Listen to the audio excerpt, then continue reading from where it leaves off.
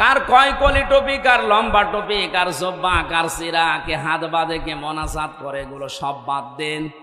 আল্লাহ একজন আছে, রাসূল আমার নেতা, এই বিশ্বাসে যারা বিশ্বাসী তারা আমরা এখন 80 জন। আরো জোরে।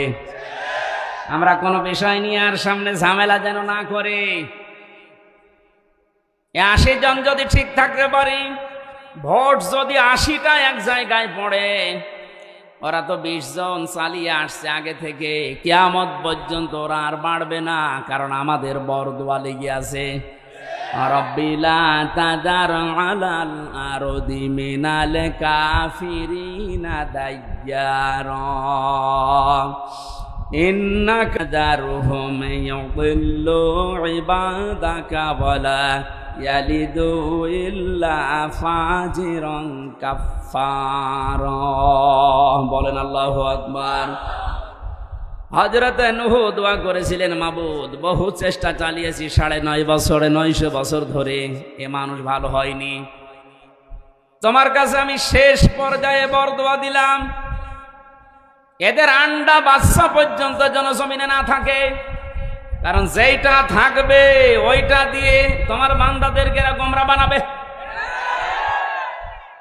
আমরা এই 53 বছর, কোরআনের পাখি প্রায় 50 বছর চেষ্টা চালিয়েছে, কিন্তু জালেমদের পরিবর্তনের কোন সুযোগ ওরা গ্রহণ করেনি।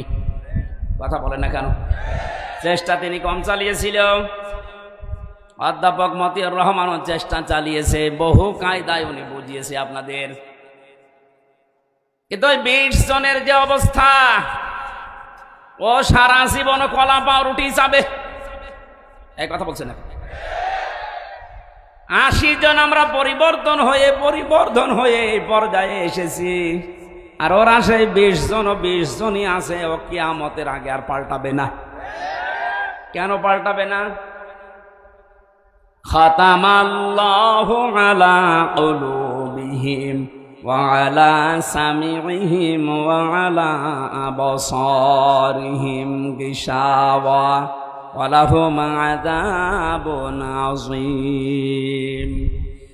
আল্লাহ পাক বলেন, ওদের অন্তরে আমি মোহর লাগিয়ে দিয়েছি, ওদের কানের উপরে, ওদের চোখের উপরে পর্দা লাগিয়েছি, কঠিন যন্ত্রণাদায়ক আযাব ওদের জন্য রেডি আছে।